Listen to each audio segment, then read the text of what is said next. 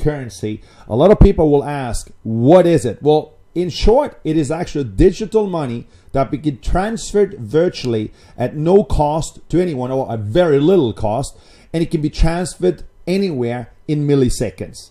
Put another way, cryptocurrency is electricity converted into lines of code with a monetary value. In the simplest of forms, cryptocurrency is what is today referred to as digital currency. And if we go a little bit back in history, in early 2009, to be more specific, in January 29, the first cryptocurrency came actually about. And today it has gone, it's gone crazy out in the market because so many people see where digital money is actually going. So in 2009, digital currency had a new name, and it was named a cryptocurrency. The first one that actually came out was something that was called a Bitcoin.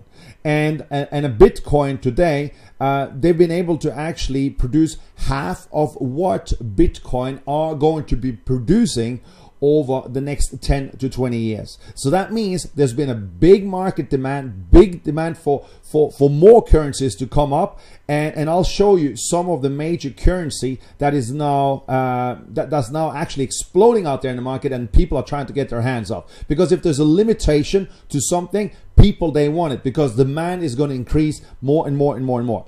Now look, just to let you understand what cryptocurrency is, as I already mentioned on the last slide, or on the previous slide, it is a means of being able to pay for products and services. It can be transferred in milliseconds.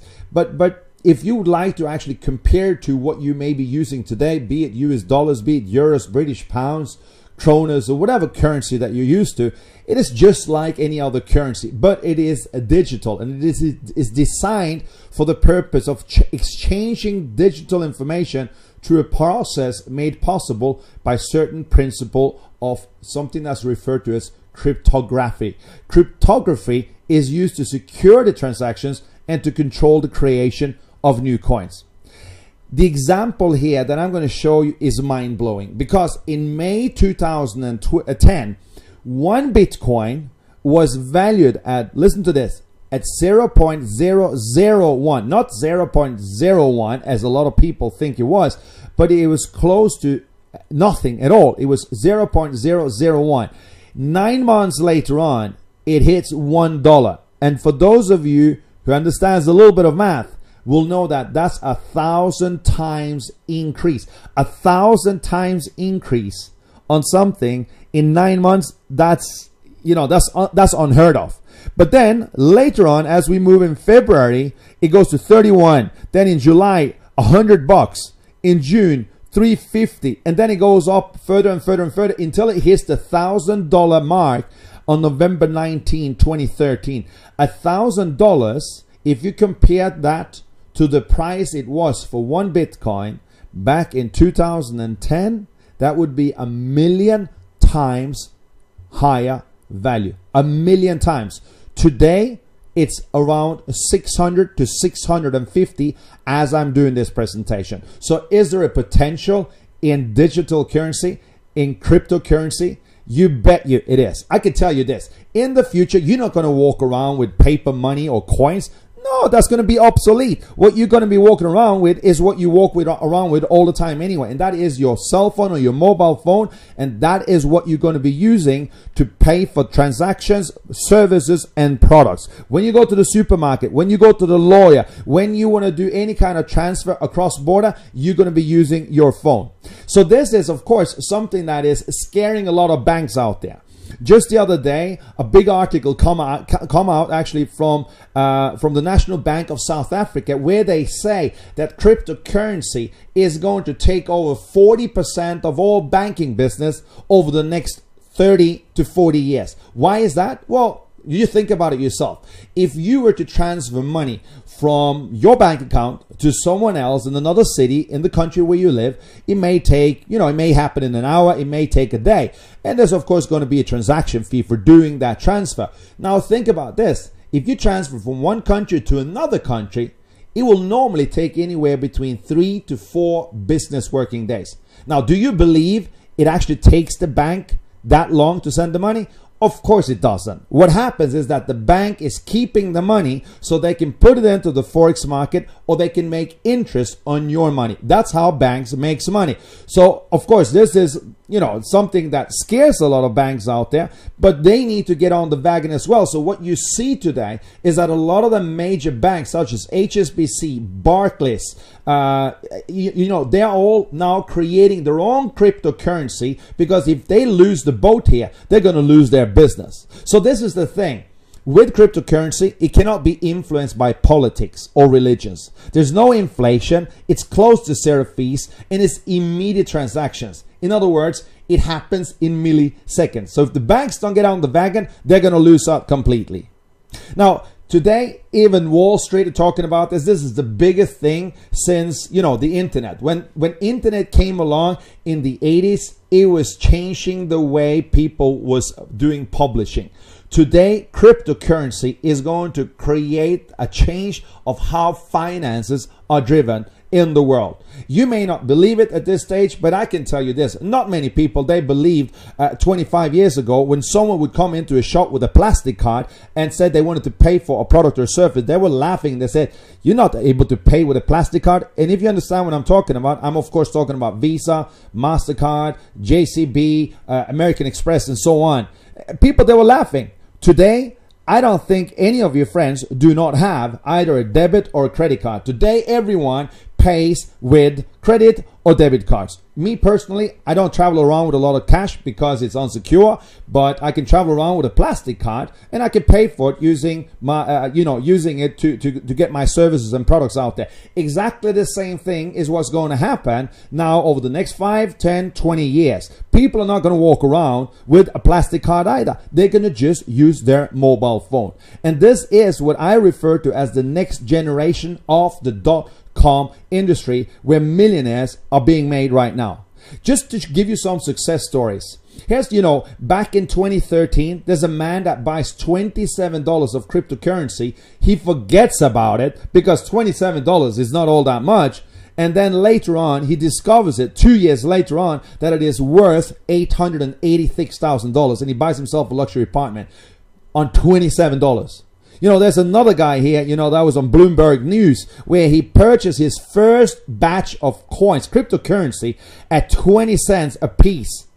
And he traded them for approximately $258 a piece. He bought it at 20 cents, trades it at $258, and he earns a profit of almost 1.3 million US dollars. What's going to happen is this. Bitcoin was the first one out there, but as there's so much demand out there for cryptocurrency, of course, value increases. And as I said here, up until now, Bitcoin has been able to produce half of what they will be able to produce. And that's it. They cannot produce more than 21 million coins. So far, they've produced 10.5 million coins. So what happens is in 2011, a lot of other companies look into this and they say, hey, guys, we got to get on the wagon here. So now today, you see here on the computer screen, it may not be that clear, but here you see 10 of the most popular cryptocurrencies that's available on the market today. It works like the forex market. You can go in, you can buy, you can sell. But what are people doing today? They're buying up. There's so much demand for cryptocurrency because there's limitations to how much can be produced by each different companies. So that's why demand is increasing. So today, there's about 500 different cryptocurrencies out on the market, and more are going to show up in the next few years. So let me explain to you how you produce a cryptocurrency or a coin. It's not something that you would hold in your hand because it's all digitalized. But let me put it into perspective. Let's say you would want to go out and dig for gold. Now, if you find a gold mine, a physical gold mine, you walk into the mine and you start digging, you start mining for gold, and you may spend a week, 2 weeks, 2 months, a year, and all suddenly, jackpot, you find where the gold is. And now once you've found it and you know where it is, it's easy for you to come back and mine again and again and again and again, and you can just go on and you can find the gold. However, now if your friends, family, or other people, they start hearing about this gold mine, what's going to happen is they're going to start bringing their tools, and they're going to go out there, start mining as well. Now they're going to be maybe 1,000 people, there's going to be 10,000 people, and the more people that starts mining, the more difficult it becomes to find the gold, because there's going to be limited gold in the mine. In cryptocurrency, we call something mining as well, where you don't actually use your tools to stand there and hack, but what you do instead, you solve math problems, and you let computers do that. You have computers and electricity, and you have software, and this is what's happening. It is a process by which transactions are verified and added to a public ledger, known as something that's called a blockchain, and also the means through which new coins are released. And anyone that has access to the internet and that has, suitable, strong enough, resourceful enough hardware, computers, can actually participate in the mining. The participant who will first solve the puzzle, a mathematical challenge, gets to place the next block on the blockchain and claim the reward. The rewards which incentivize mining are both the transaction fees associated with the transactions compiled in the block, as well as the newly released coins. So if you compare it to, just having a data center where you would rent a